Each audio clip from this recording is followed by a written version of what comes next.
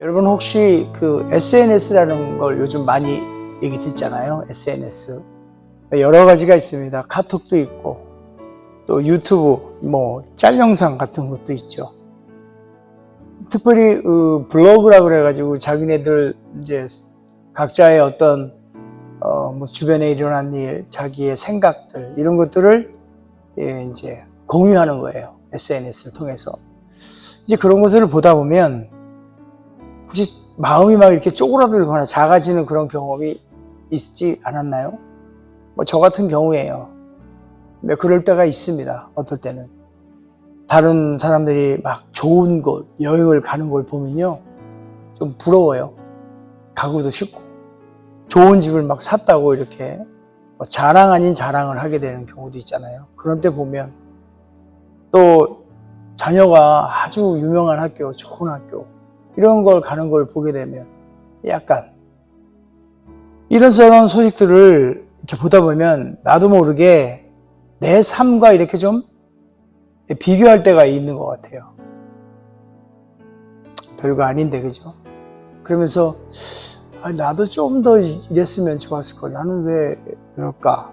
왜 나는 이것밖에 안 될까? 하는 이런 별로 유익하지 않은 그런 마음이 들면서 조금 쪼그라질 때가 있을 때가 있는 것 같아요. 사실 이게 이제 저만의 문제도 아니고 문제라기보다도 모두가 겪고 있는 이런 일 아니겠어요. 사람은 누구나 사실 그렇게 인정받고 싶어 해요. 칭찬받고 싶고 존중받고 그러고 싶은 거예요. 그래서 끊임없이 무언가를 통해서 자기 자신을 증명하면서 살아냅니다. 그래서 세상은요 이렇게 물어봐요. 우리에게 늘 뭘 가졌느냐? 무엇을 이루었느냐? 너는 다른 사람보다 얼마나 뛰어나냐? 그래서 사람들은 자기를 높이려고 때로 다른 사람들을 이렇게 끌어내려요. 약점들을 들춰내고 실수들을 막 이야기하고 심지어는 없는 이야기까지 추측하고 만들어서 막 이런 거를 해요. 왜 그럴까요? 왜 그렇게 할까요? 다른 사람을 낮추면 내가 높아 보인다고 느끼기 때문일 거예요. 또 반대로 이런 사람도 있어요. 내 친구 자랑을 해요. 나 아는 사람 누구를. 근데 실제로 가서 물어보면 잘 몰라. 상대는. 대리만족처럼 얘기해요. 자녀들에 대한 교육열도 마찬가지예요. 자신의 어떤 대리만족을 위한 것들. 결국은 이 모든 것들이 궁극적으로 보면 누군가의 비교로 의해서 내 마음 안에 나름대로 욕심이에요. 내가 좀 더, 내가 조금 더, 내가 저들보다 조금 더. 그런데 이게 세상 일만은 아니에요. 안타깝게도 우리 신앙인들 사이에도 소위 말하는 우리 세계에도 다르지 않은 것 같아요. 자기 자신의 믿음을 자랑을 하려고 다른 사람의 믿음을 판단합니다. 자기가 더 거룩해 보이려고 다른 사람들을 정죄를 합니다. 솔직히 우리 신앙인들은 에브리데이 정죄해요. 제가 알 수 있지는 않아요. 그러나 우리 솔직하게 우리 마음을 들여다보세요. 그러지 않나요? 저도 자신하지 못해요. 제가 수년 전에 함께 신앙생활을 할 때 다른 교회에서 아는 사람들과 새벽 기도를 같이 해요. 새벽 기도를 나가면 이쪽 저쪽에 구석탱이에 앉아서 열심히 기도합니다. 한 친구가 기도를 합니다. 큰 목소리로 기도를 하는데 알아들 수 없는 말로 해요. 우리가 알고 있는 방언이에요. 제가 통변에 그게 없어서 알아들을 수가 없는 부분도 있어요. 그럴 때 어떤 생각을 하게 되냐면 정죄를 합니다. 신앙의 어떤 믿음의 어떤 기준을, 저 혼자의 기준을 갖고, 야, 알아들지 못하는 말, 저 말을 꼭 여기서 이렇게 큰 소리로 떠들어야 되나? 저희 마음에는 저걸 통해서 내가 믿음이 난 방언해, 나는 믿음이 이렇게 커, 이거를 자랑하고 싶은가? 그게 저의 교만이었어요. 그러나 또 한편으로는 혹여나 우리도 그러지 않느냐 이거예요. 저 역시 새벽 기도 때 방언으로 통성 기도를 합니다. 큰 소리로.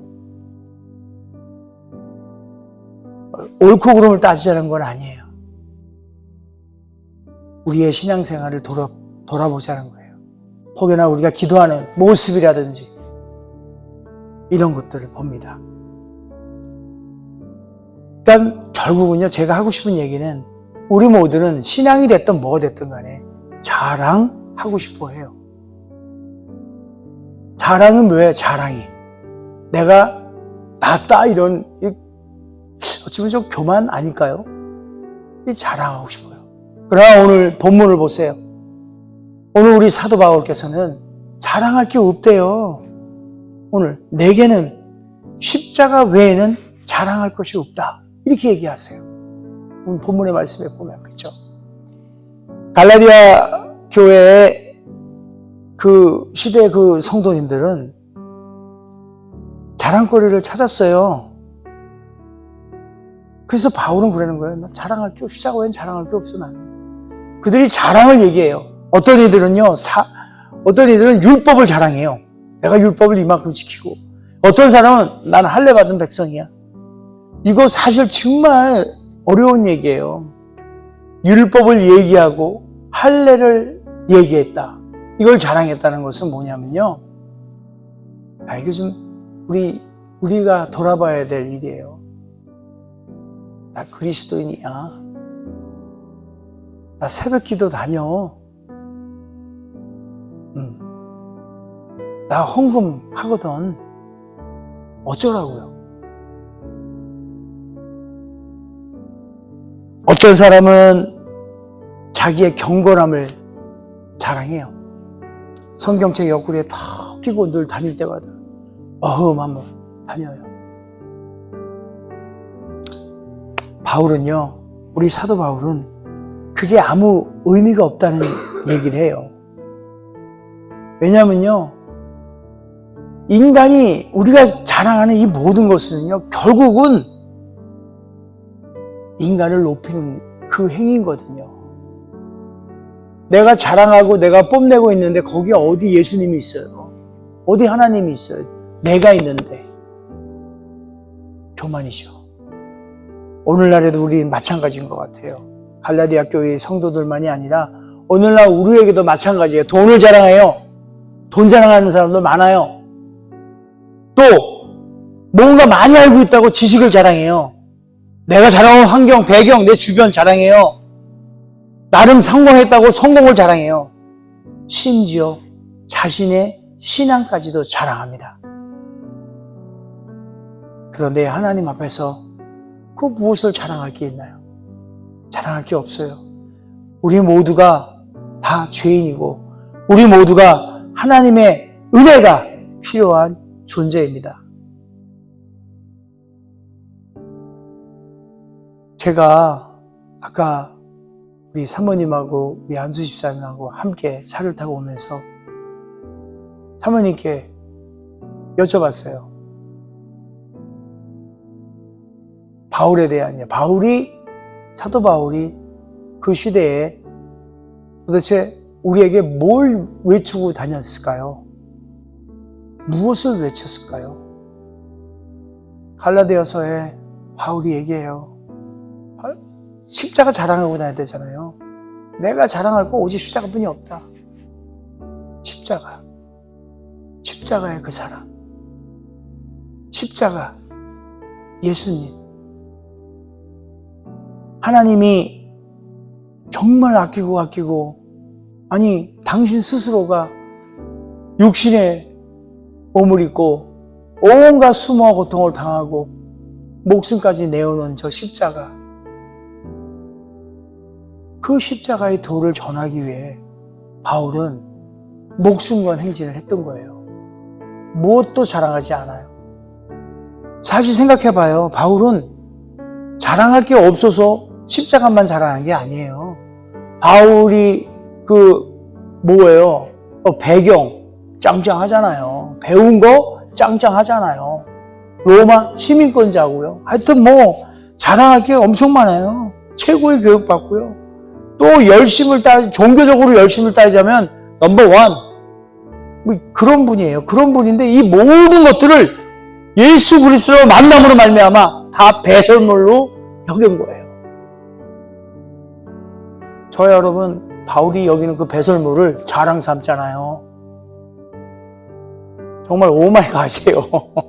저와 여러분, 바울이 여겼던 온갖 지저분한 이 배설물들을 우리는 자랑으로 해요.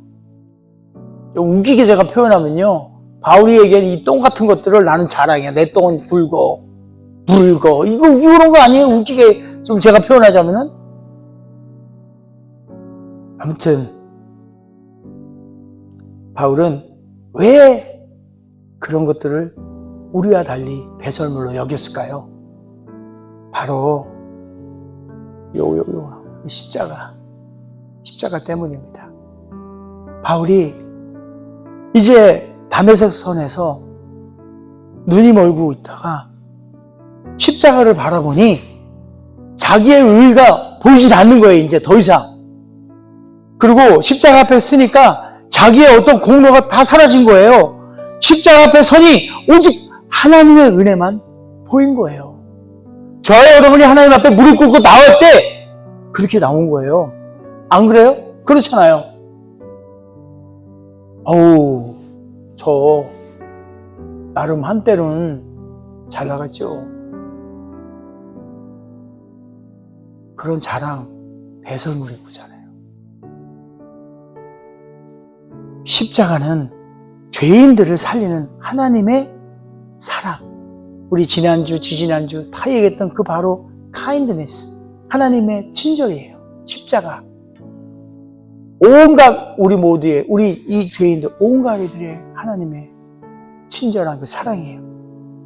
십자가는 또 실패한 사람들, 이 사람들을 품는 하나님의 은혜이고, 십자가는 상처받은 사람들을 회복시키는 하나님의 능력입니다. 이걸 우리 다 알잖아요.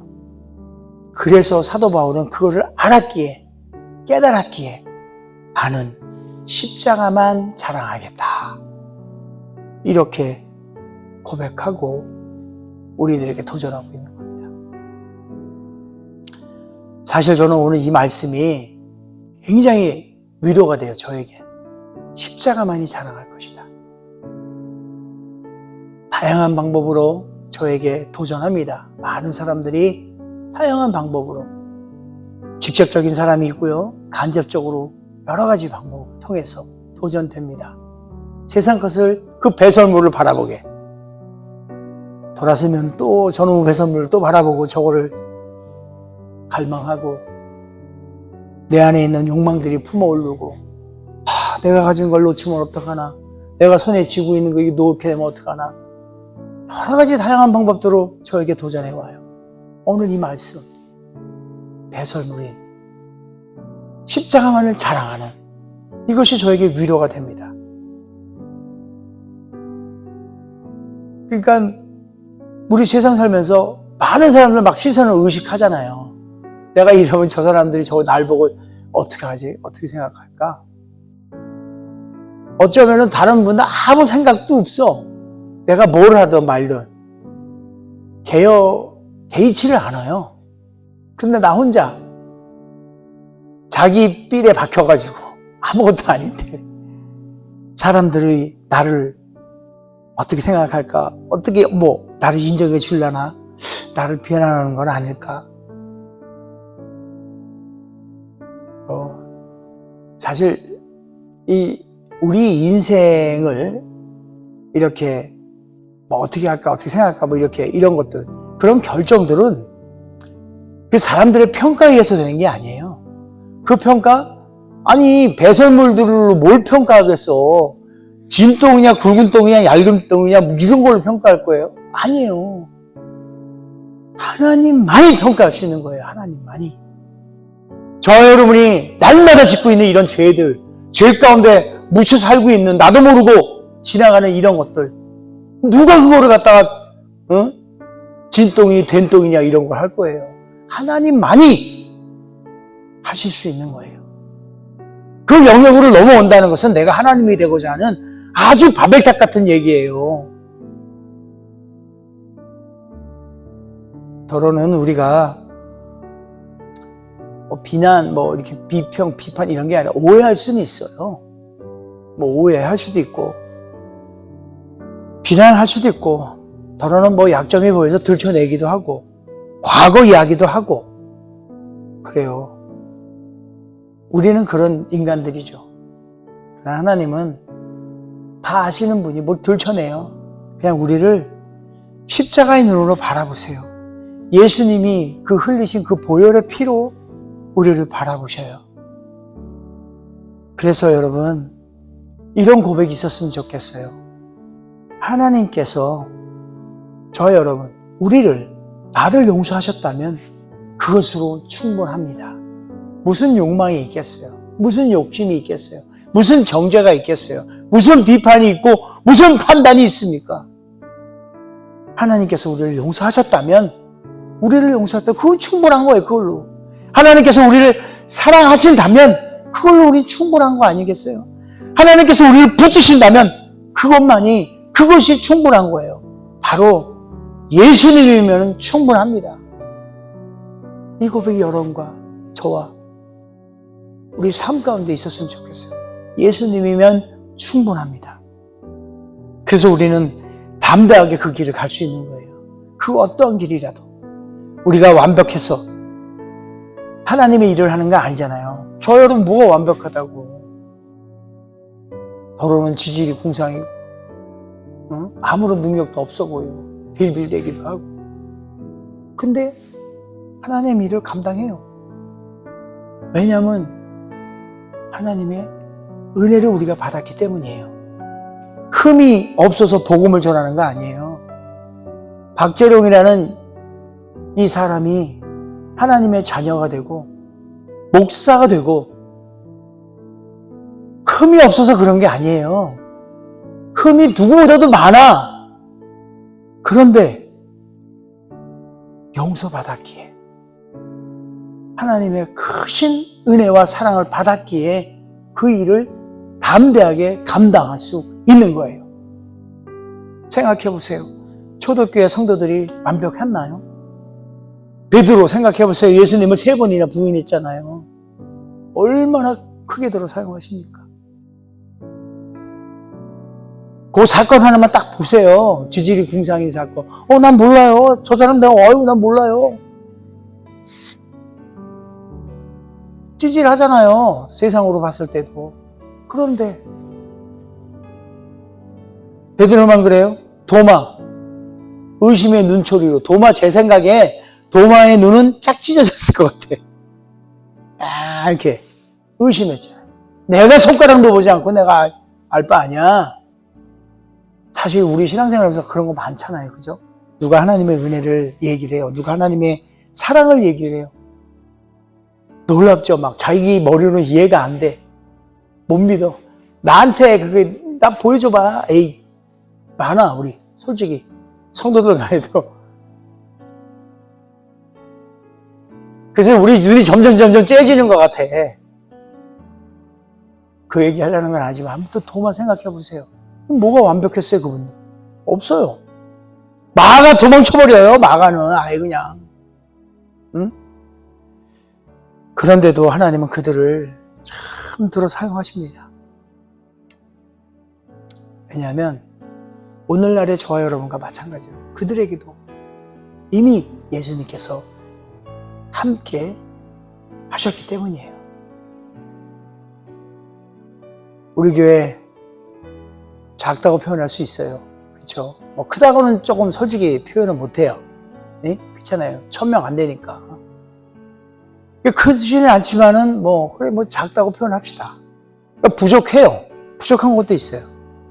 사람들이 보기에 보잘것 없어서 좀 미래 보일 수 있어요.